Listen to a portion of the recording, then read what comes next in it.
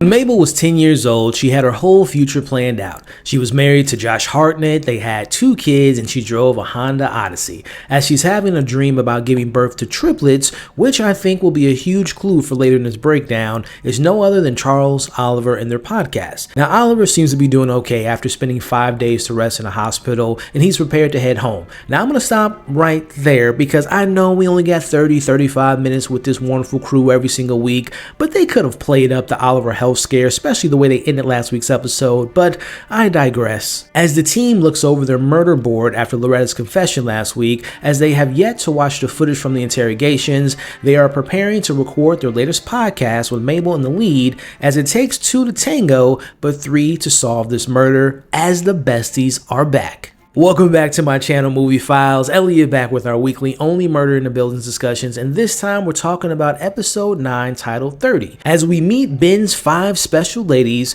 we see a mother would do anything to protect her child, but is there more to the story? We'll be discussing that and much more in today's spoiler breakdown, but first, leave all your thoughts about this episode below, share your final thoughts and predictions and your major takeaways from this episode before we get into next week's finale. We got a murder to solve, full spoilers ahead. As packages arrive, one of them is for Oliver and is from Donna, and you'll notice it's from the same cookie place that they all love, and it's the same one she gave Ben, as she's requesting a new leading lady, and the other is for Joy, as is her wedding dress that her mother wore. But no time to open up old wounds, it is time to prepare to talk to Dickie. As they use reverse psychology on Dickie by sharing why they believe he's the killer, for example saying that Ben stole the Cobra idea, for him covering up Ben all the time, which actually leads Dickie to admitting that he did cover up Ben's blood work because he didn't want it to be public knowledge to be found what was actually in the system. But the question remains, where was Dickie when Ben was pushed? Now Dickie claims he left the party early, he got dressed up in an old CoPro outfit, he got wasted looking for a good time, which he says was a common routine for his brother Ben, where every Thursday he would hang out with his 5 special women who he actually saved opening seats for. Now these special women go by the name of Trixie, Marigold, Emerald, Dot, and May May.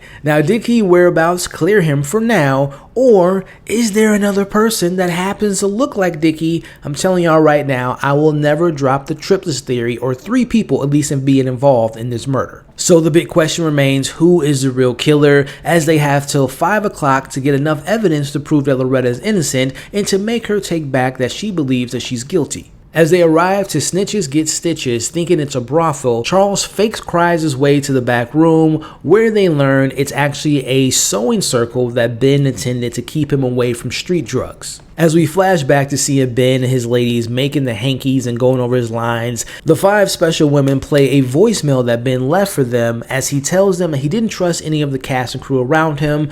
Who was this one person or multiple people that Ben didn't trust, and who was out to get him? As the besties take a moment to finally listen to the interrogations, and first up on the tape is KT, as she reveals that Ben was late to what they refer to as half hour, and she was upset by that, but not upset enough to kill Ben. Now we fast forward to what's going on Cliff's tape, which shows him delivering cookies to Ben, which happened to be purchased by his mother Donna, as they knew his weakness were sweets. Fast forward to what's going on with Dickie's tape, we see that him and Loretta were talking about him getting the courage to leave his brother Ben for all the terrible treatment he's done to him over the years, and we see that he was going to tell Ben that he was going to quit after the show. Now Ben kind of interrupts this conversation. He takes a letter that Dickie wrote of him quitting. We see the big old fight between the brothers where Ben disowned him as his brother. Now Howard's interrogation just shows that he heard the shredder, and we know that he's still kind of working out the pieces to the puzzle. And then we get to Loretta's tape. Now in Loretta's tape, they show finally the rehearsal between her and Ben, and we've only seen the tail end of that conversation,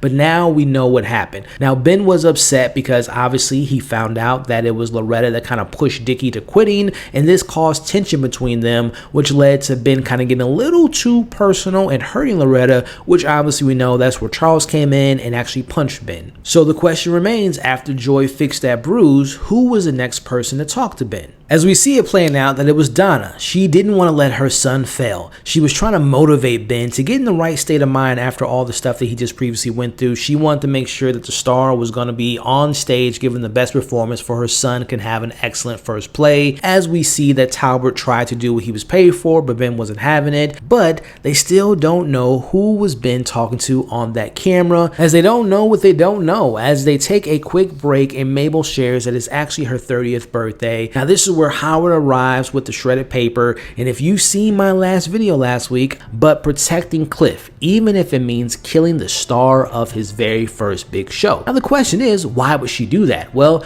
I think it's Maxine. I think Maxine is the reason, because if you all remember, this was going to destroy the show by having her review, which was gonna not be a glowing review about Ben's performance. And I believe Donna not only got word of this, but she might have gotten a hold of Maxine's actual review, and she got rid of it with using that shredder. I seem to be 100% correct. The paper that was shredded was Maxine's review of the original show, which talked about how terrible Ben's performance was. Let's put that aside for a second and wish the incredible character played by Selena Gomez, Mabel, a happy birthday. To you, happy birthday to you. Happy birthday, dear Mabel. Happy birthday to you. The flat, horrible, I know. Thank you, guys.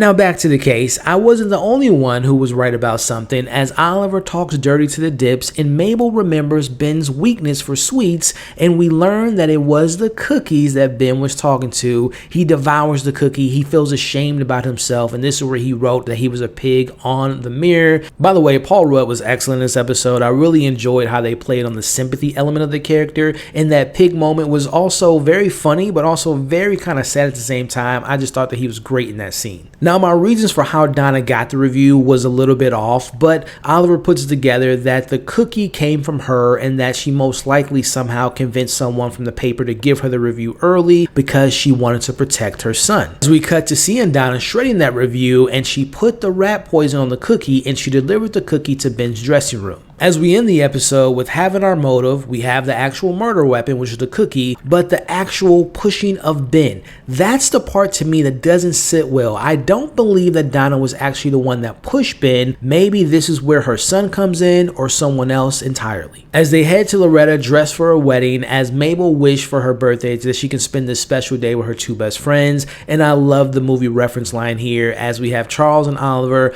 the father of the bride. As they arrive to the courtroom to stop Loretta from saying that she's guilty, but she believes that she's just come too far to stop at this point, as they are about to tell her who they believe killed Ben, as the camera pans and we find out that who they believe is the killer, Donna, is in the courtroom as well. Let's take a look at my suspect list here. Now, I want y'all to remember it takes 2 to tango, but 3 to solve this murder, and I still believe that there are 3 people involved in this murder, but I don't know who that third person is quite yet. Again, right now, the working theory is that we have Donna, who got a hand on the review. She knew it would destroy her son's first play and possibly his last play by the review being so bad. She got it, she got rid of it, and she got rid of her lead at the same time, which fits perfectly for the central conflict of the Death Rattle screenplay.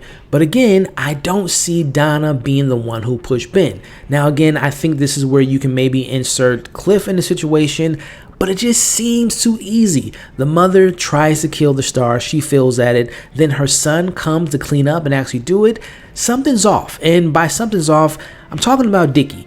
In this episode, something was off about him, something was odd about him, but I just can't put my finger on it. I don't know if he is entirely involved, but I still have my thoughts that there may be another brother or another sister that just hasn't been revealed quite yet. Now, going back to something that has yet to be revealed, who was Ben on the phone with that night of the party that made him rush out of that party? I believe that maybe whoever he was on the phone with, they could have gotten into a fight, they pushed him and killed him, but who would have that hatred? Who's the character that we haven't really seen quite yet? That's where I think that it might be one more final twist. I hope this doesn't happen, but it was a big surprise that it was actually Ben that accidentally failed and killed himself. I hope that's not the reveal. I do have a feeling in my gut though that there is another twist coming, and I don't think it's as easy as Donna and Cliff. Again, I want to go back to the opening scene where Mabel was dreaming about having triplets. There has to be a missing sibling out there. Either Ben's biological parents had a mysterious kid,